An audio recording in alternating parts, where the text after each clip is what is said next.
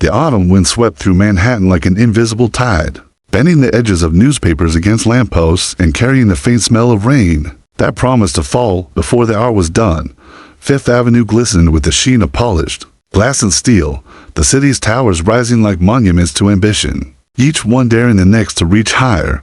In the midst of it all, Maxwell Sterling walked with the purpose of a man who had learned long ago that time was the one thing no fortune could buy back. Every step was measured, his leather shoes striking the pavement with quiet authority. At 42, Maxwell was the embodiment of control and order, his tailored charcoal suit flawless, his silk tie a precise Windsor knot, his wristwatch a masterpiece of Swiss engineering that kept time to the millisecond. The world saw him as untouchable. He had built Sterling Enterprises from the ground up, turning sleepless nights and ruthless negotiations into a financial empire that stretched across continents. His name appeared in glossy magazines alongside words like visionary, relentless, and genius, yet behind the sharp angles of his jaw and the perpetually furrowed brow, Maxwell carried a silence that no headline could capture. It was the silence of a man who had chased every external measure of success, only to find a void waiting at the summit. "Mr. Sterling," came the crisp voice of his assistant through the wireless earpiece. "The Tokyo investors are ready for your call. They're expecting you in 5 minutes." Maxwell did not break his stride, though his jaw tightened. For 15 years, he had never missed a call, never postponed a meeting, never allowed even a flicker of unpredictability into the machinery of his empire. And yet, something inside him resisted. A whisper he couldn't name stirred in the back of his mind. "Push it back 30 minutes, he said at last. The words felt foreign in his mouth, a small rebellion against the life he himself had designed. He didn't know what compelled him to turn off Fifth Avenue, nor why his gaze settled on a narrow storefront tucked between a bookstore and a dry cleaner. The cafe was utterly ordinary: fogged windows, chipped paint, a handwritten sign promising hot chocolate and homemade muffins. It was the kind of place Maxwell Sterling would never enter, a place beneath the notice of a man whose dinners were booked at Michelin-starred restaurants months in advance. But the restless pull inside him was undeniable. Almost without realizing it, he stepped in. A small bell jingling above the door, the warmth hit him first, followed by the smell of coffee and cinnamon. His eyes adjusted from the gray street to the soft lamplight, and that was when he saw her. Eliza. She sat in a corner booth, her auburn hair pulled into a loose knot, the faint lines of time etched around her eyes. She looked different, older, softer, yet unmistakably the woman who had once been his entire world. The one who had walked away from him 15 years ago, saying she could not compete with his ambition. The shock of seeing her again was enough to stop him in his tracks. But it wasn't Eliza that made his pulse hammer. It was the 3 boys beside her. They were maybe 7 years old, their identical faces animated with childish energy as they sipped from mugs of hot chocolate. Each one had the same dark hair, the same strong jawline, and most impossible of all, the same storm gray eyes that stared back at Maxwell in every mirror. His eyes, his father's eyes. Their laughter was a sound he had never heard before. But something deep in his bones recognized it instantly. "Noah, stop teasing your brothers," Eliza said, her voice carrying across the cafe. She reached for a napkin to wipe chocolate from one boy's mouth. The word hit him harder than any boardroom defeat. Brothers, identical triplets, his sons. Children he had never known existed. Maxwell's perfectly ordered world tilted dangerously, as though the ground beneath him had shifted. His throat tightened, his breath shallow. He tried to summon logic to explain away the impossible. But as one of the boys lifted his gaze from the mug and looked directly at him, Maxwell felt something inside him splinter. The boy's gray eyes, his own eyes, locked onto his with an innocent curiosity that pierced straight through years of detachment. Eliza looked up then, her gaze following her son's. Her face drained of color the moment her eyes met Maxwell's. For a suspended heartbeat, time stopped. 15 years of silence stretched like a chasm between them. She knew. He knew. Maxwell took one step forward, then another, drawn as though by an invisible tether to the small booth in the corner. His empire, his investors, his entire life, all of it shrank to nothing as he stood before them. "Dad?" one of the boys asked softly, his voice uncertain, but filled with a child's unshakable instinct. The cafe seemed to collapse around Maxwell, the clatter of cups and low murmur of conversation fading into a deafening silence. In that single word, his meticulously built world shattered. The cafe's hum returned slowly, like the world had resumed spinning only after that one impossible word had been spoken. Dad. Maxwell Sterling, who had closed billion-dollar deals without blinking, now stood frozen by a 7-year-old's question. He opened his mouth, but no sound came out. The boy's brothers had turned toward him too, 3 pairs of gray eyes flickering with the same sharp light that had carried Maxwell through his empire. Their faces were mirrors of his own. Childhood, uncanny in their likeness. He felt stripped bare, as though every polished surface of his life had been shattered into shards reflecting the one truth he had never considered, that somewhere, beyond the gleaming skyscrapers and accolades, his legacy had already been living and breathing without him. Eliza's voice cut through the thick silence, low and trembling. Boys, finish your drinks. She slid out of the booth with urgency, placing herself between them and Maxwell as though she could shield them from him. For an instant, the old fire in her eyes returned, the same defiance that had once drawn him to her in college, the same stubbornness that had ended their marriage. Eliza, Maxwell managed, his voice rough and unsteady. We need to talk. Her jaw tightened. Not here. She guided the boys toward the exit, their small hands clinging to her coat. Maxwell's instinct screamed at him to stop her, to demand answers, to reclaim what had been kept from him for 7 years. But something stronger held him back, the sight of those children's uncertain faces. He could not begin this war in front of them. Minutes later, he found himself sitting across from Eliza in a quiet restaurant down the street. The triplets were corralled into a glass-walled play area filled with colorful mats and plastic blocks, their laughter echoing faintly as though from another world. Maxwell's hands trembled against his untouched glass of water. He had faced hostile takeovers with steadier composure. Why? He demanded at last, his voice sharp but cracking underneath. Eliza didn't meet his eyes, her fingers twisted around a chipped coffee cup, her shoulders rigid. Because you made your choice a long time ago, and it wasn't us. The words cut deeper than any corporate betrayal. They're my sons, Eliza. 7 years. 7 years of their lives gone. You had no right. His hand curled into a fist against the table. Her gaze finally lifted, steady and fierce despite the quiver in her voice. I found out I was pregnant 2 weeks after we signed the divorce papers. You were in Tokyo, closing your first deal. I called. Your assistant told me you couldn't be disturbed unless it was a global financial collapse. Maxwell's stomach turned. He remembered that time vividly, the sleepless nights, the contract that cemented Sterling Enterprises as a force in Asia. He had thought nothing else mattered. I tried again, she continued. By then, your face was in Forbes. You were photographed with a supermodel on your arm. I realized your life was moving exactly as you'd always planned without me. Without children slowing you down, I decided they deserved a father who wanted them more than success. Her words were a knife, but he couldn't deny the truth in them. He had been unreachable, consumed. Still, the thought of stolen years burned inside him. You should have told me, he said, his voice trembling with anger and something more fragile beneath it. Maybe, she admitted, softer now, but I made the choice for them, for their safety. Maxwell turned toward the play area. His gaze fell on the 3 boys, one stacking blocks into a meticulous tower, another arranging them like cars in neat rows, the third darting about with restless energy. Each one so different, and yet so much his own flesh and blood. The aching, his chest deepened. What are their names? His voice broke as he asked.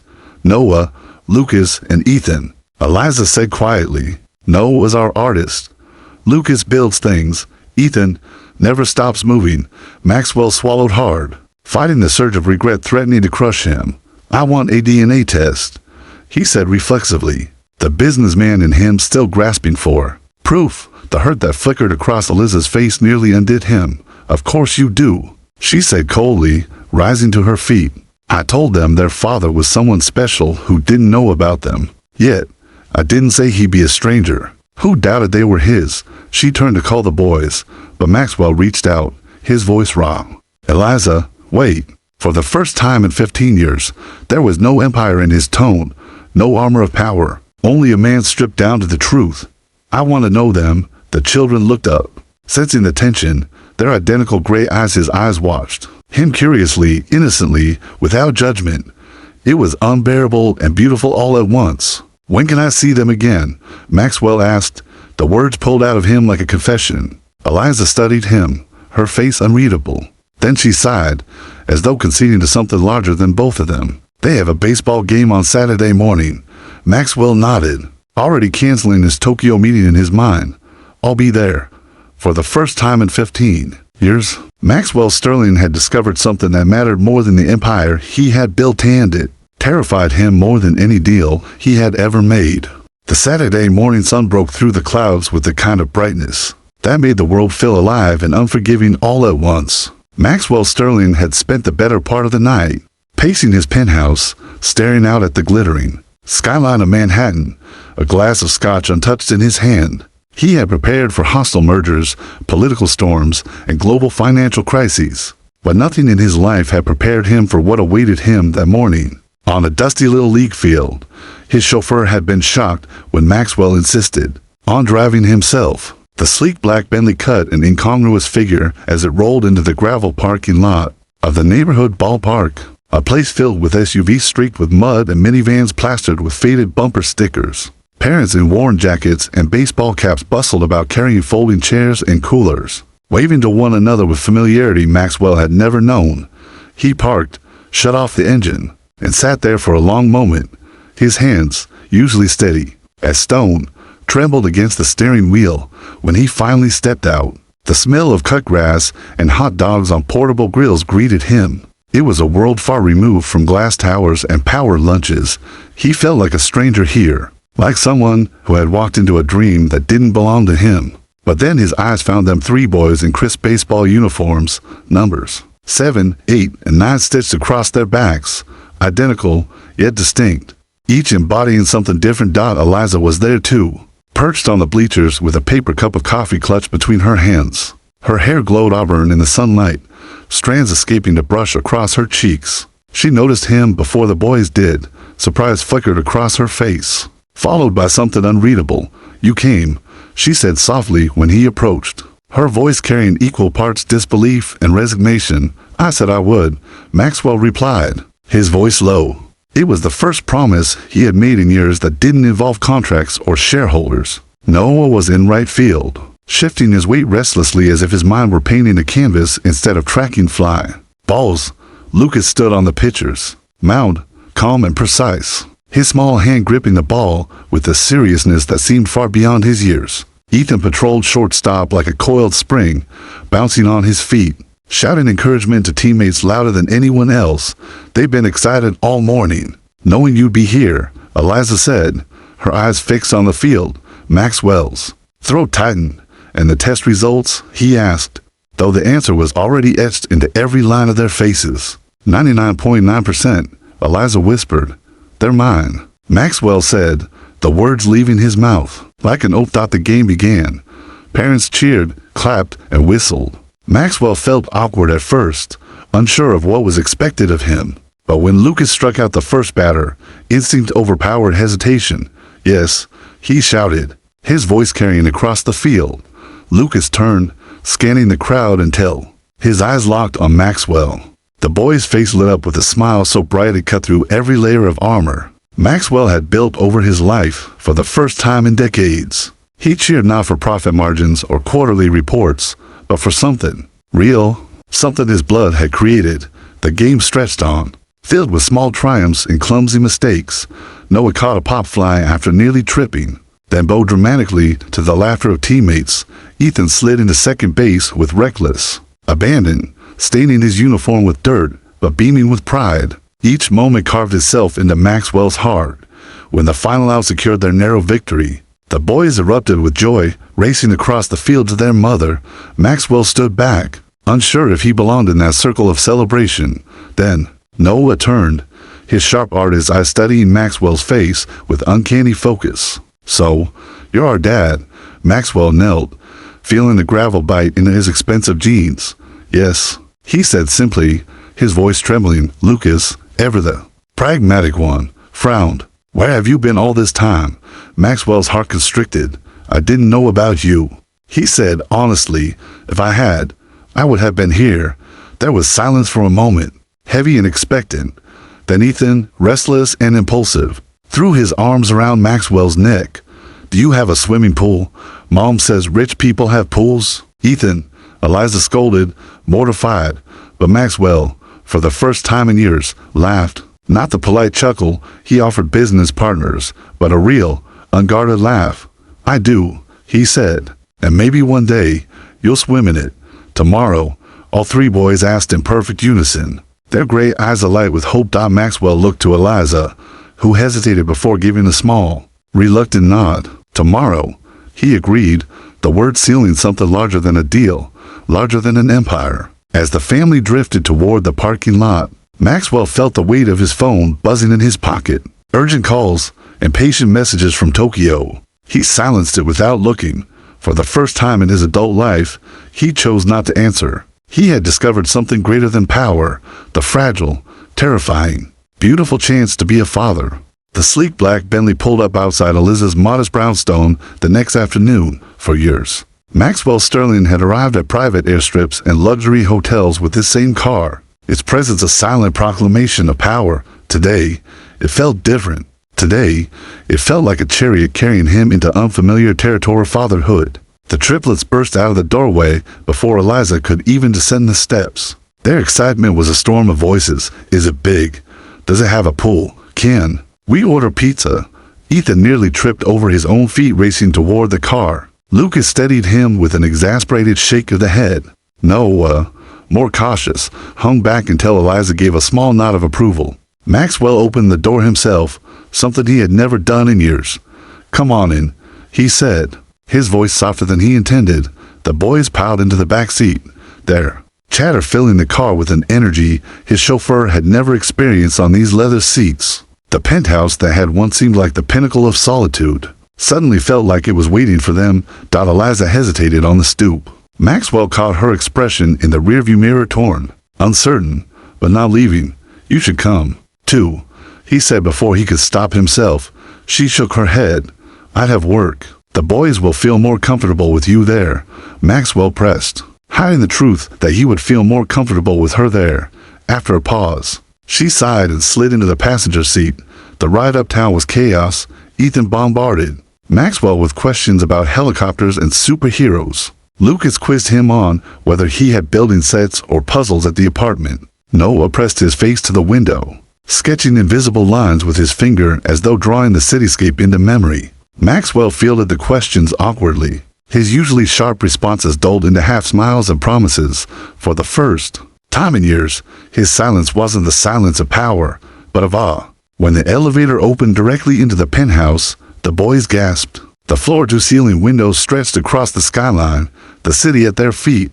"Wow," Ethan whispered, "we can see the whole world." "It's just Manhattan," Lucas corrected, though his eyes were just as wide. Noah didn't say a word. He stared at the minimalist furniture, the clean lines, the art on the walls. It wasn't admiration, it was critique, as though he found the space sterile, lifeless. Maxwell suddenly saw it through Noah's eyes. Not a home, just a showcase. "The pool's this way," Maxwell said quickly, leading them out to the terrace. The infinity pool shimmered against the glass and steel of the city, the water reflecting the sky like liquid silver. Within seconds, the boys had stripped down to their swimsuits and were splashing, their laughter ringing louder than the honking cabs far below. Maxwell sat on a lounger beside Eliza, unsure of what to do with his hands. He watched the boys chase one another, their identical faces glowing with joy. Something stirred in him, something that felt terrifyingly like longing. "They're amazing," he said finally. "They are," Eliza replied, her guard softening just slightly. "You've missed so much, Maxwell." Her words stung, but he didn't look away from the pool.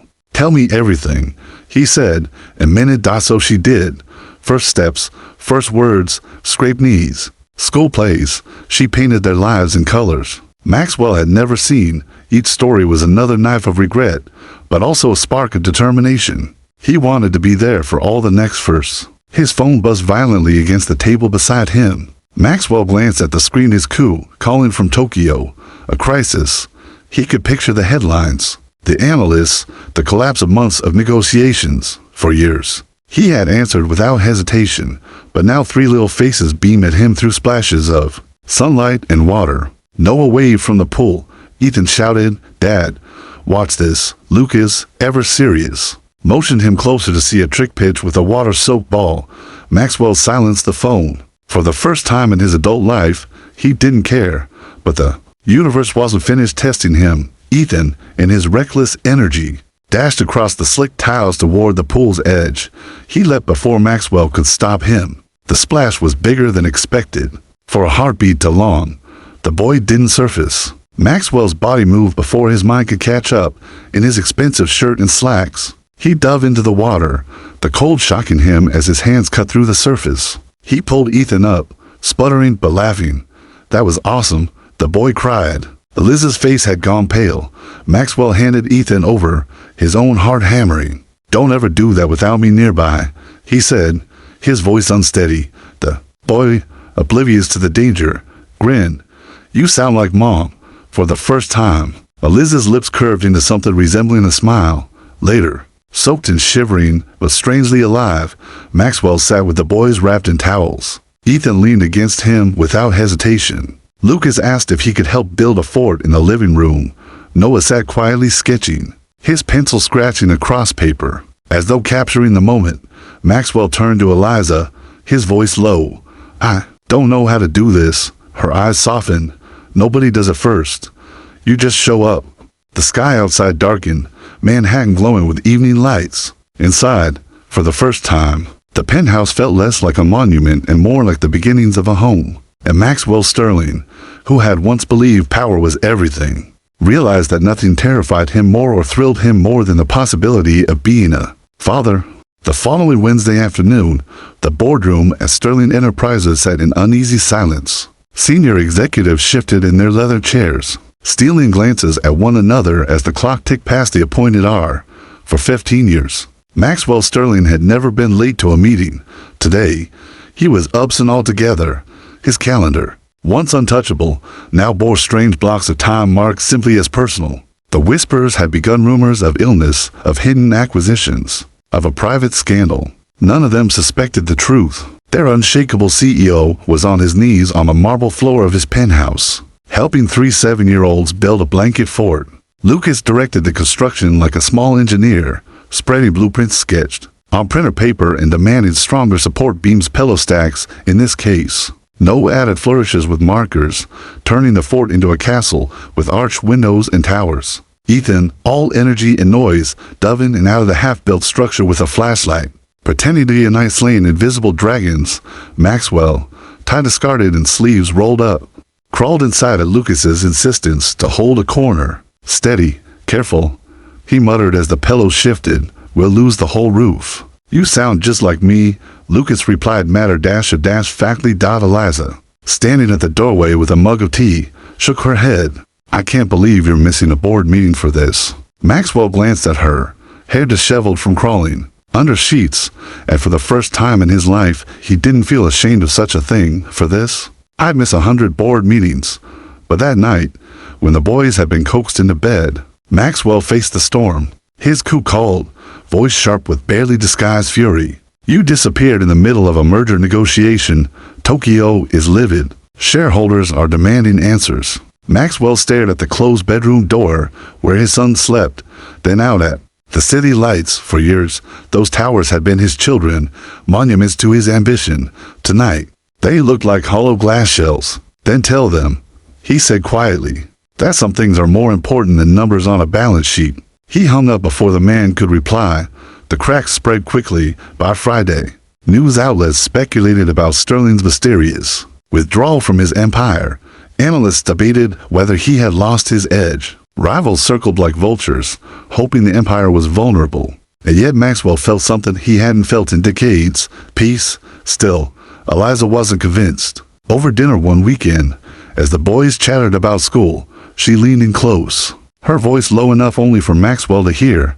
"They love you already, but if you disappear again, if business pulls you away, it will destroy them.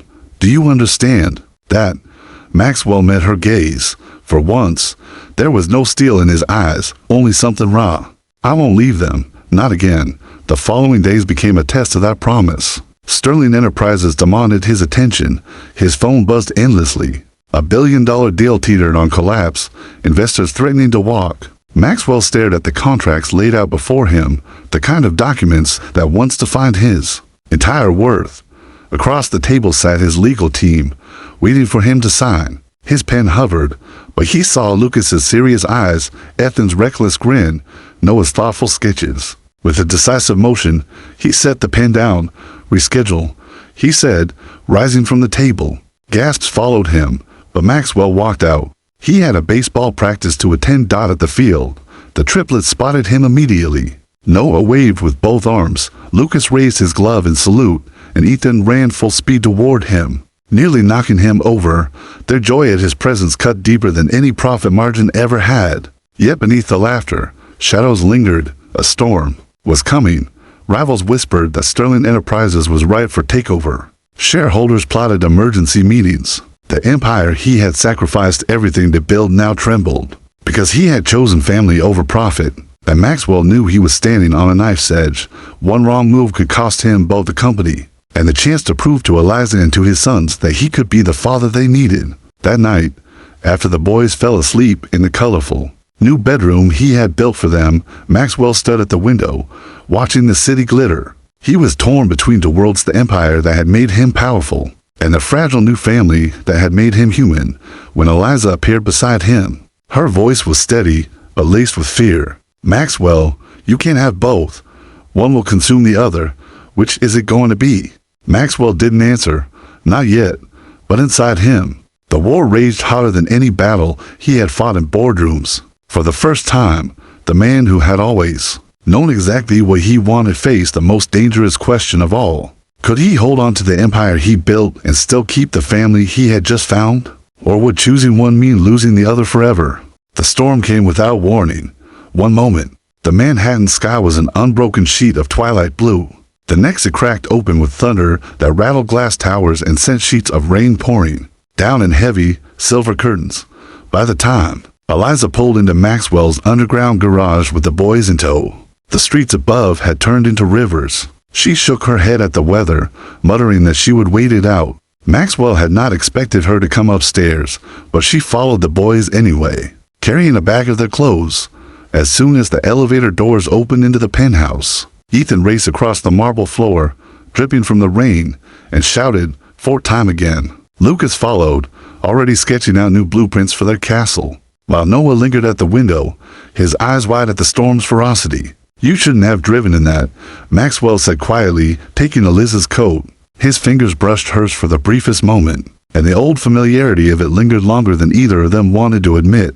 "I didn't want them caught in it," she replied. "Besides, you live like a king on a mountain. Your building probably doesn't even know what rain is." There was a bite of humor in her voice, but also bitterness. The thunder rolled again, and lightning carved across the skyline. The boys gasped in awe, then shouted as the power flickered for a moment. In the brief darkness, their laughter mixed with nervous squeals, the kind of sound only children can make when fear turns into play. Eliza set their bag down and sighed. "Looks like we're stuck here until it clears."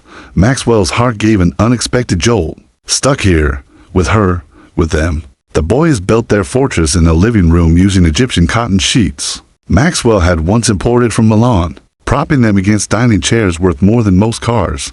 His housekeeper would have fainted at the sight, but Maxwell found himself on the floor again, holding the corner steady while Lucas explained load distribution as if he were briefing an engineer. "Dad, this wall keeps collapsing," Lucas said, his face furrowed.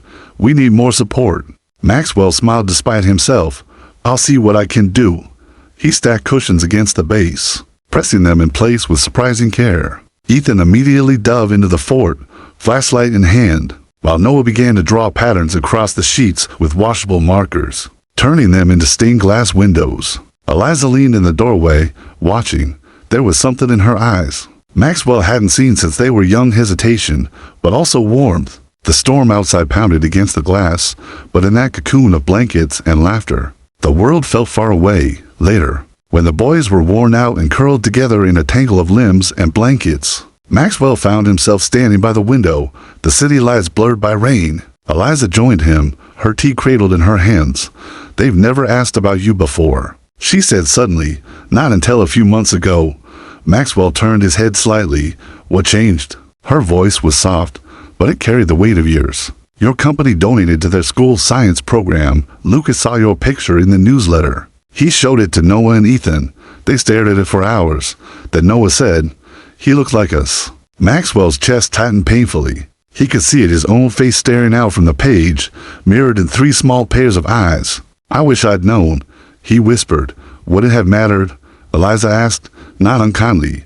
Back then, Maxwell thought of Tokyo, of contracts that consumed him, of magazine covers where his smile was hollow.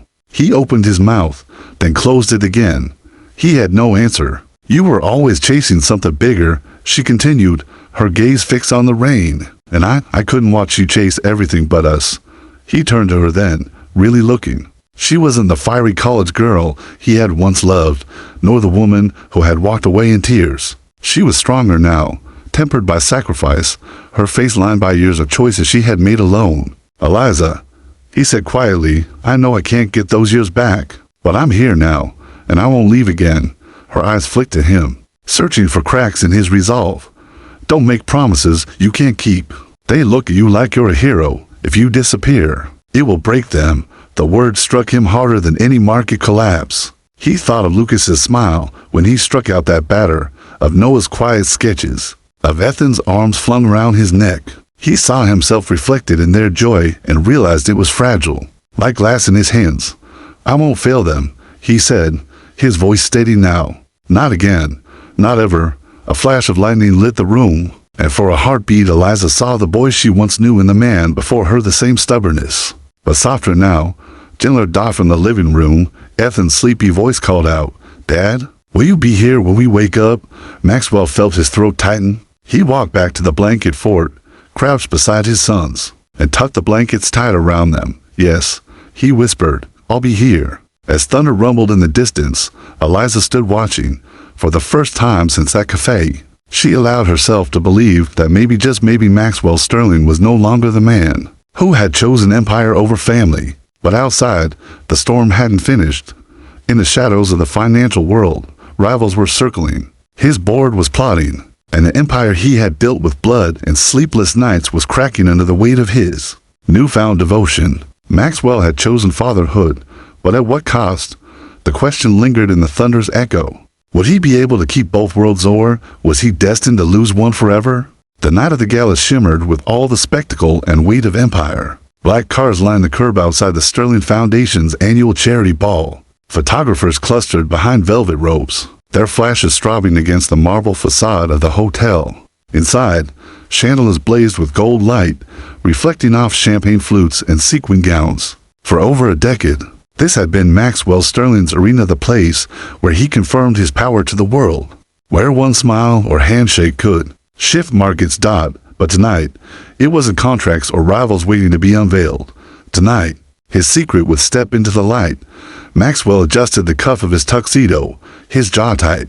He had faced down hostile takeovers without blinking, but as he stood in the wings of the ballroom, he felt more exposed than ever. Beside him, Eliza smoothed down the collars of 3 identical boys dressed in miniature tuxedos, their storm gray, eyes gleaming with excitement. Noah fidgeted with his bow tie. Lucas studied the podium as though calculating structural integrity, and Ethan tugged at his sleeves, itching to run into the crowd. "They're nervous," Eliza whispered. "So am I," Maxwell admitted, the words strange on his tongue. He had never admitted weakness in public, not to a boardroom, not to an enemy. But tonight wasn't about power, it was about truth. When his name was announced, the room erupted into applause. Maxwell walked onto the stage, every eye fixed on him. The applause faltered as 3 small figures followed in his shadow, their presence unexpected, their resemblance undeniable. A murmur rippled through the crowd like a wave. Triplets, his sons. How?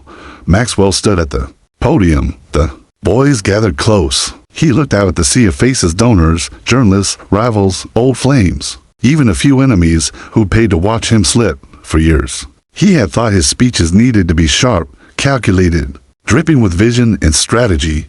Tonight, he abandoned all of that.